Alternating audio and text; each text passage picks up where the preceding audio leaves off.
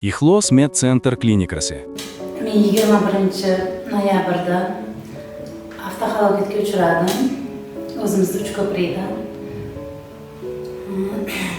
Qo'lim mana shu tirsagim tepasida katta yo'g'on suyagim o'rtasidan bo'linib sinib ketdi. Keyin og'riq juda kuchli bo'ldi. Keyin menga yaxshi bir shifoxonani tavsiya qildilar. Yaxshi qaraydigan edi. Keyin menga Ixlos Med klinikasini tavsiya qilishdi va men bu yerga keldim.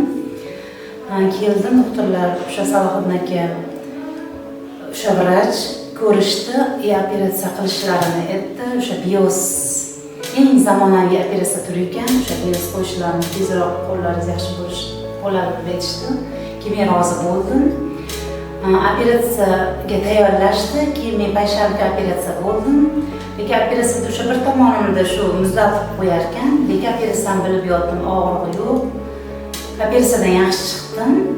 Chiqqandan 2 soatdan keyin ovqatlanishni boshladim. Hozirda sog'ligim yaxshi, og'riqlar qo'limda yo'q. Menga bu yerda shu xodimlar shirinso'zligi, sharoitlariga ham gap yo'q ekan. Rosa yaxshi, haqiqatdan sharoitlar yaxshi ekan. Xodimlari, vrachlari hammasi o'z sohasida mutaxassis ekan. Men shuni aytamanki, juda yaxshi klinika ekan, menga yoqdi. Qolgan shunaqangi dard bilan qiynalayotganlar bo'lsa, murojaat qilishlari mumkin ekan. Mana men hozir yaxshiman. Bizni kuzatib qo'ying va obuna bo'lishni unutmang.